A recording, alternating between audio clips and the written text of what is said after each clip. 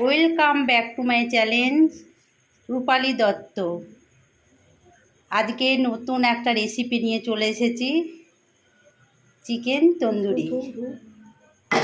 Chicken তন্দুরির জন্য আমরা leg piece বড় বড় করে কেটে নেওয়া হয়েছে, মশলা মাখানো হয়ে গেছে, একটু সেদ্ধ করেও নেওয়া হয়েছে যাতে ভিতরে সব কিছু মশলাটা ঢুকে।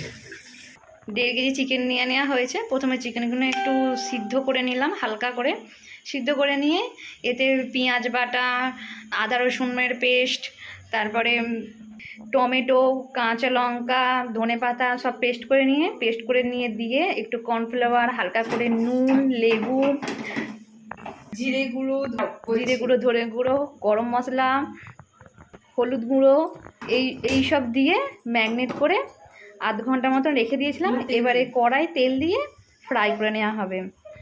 এখানে তো দিদি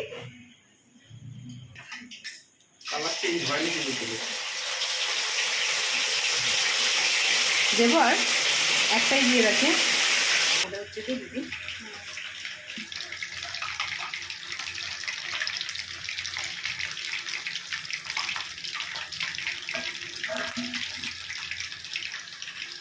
লেগ পিস তোলা হচ্ছে।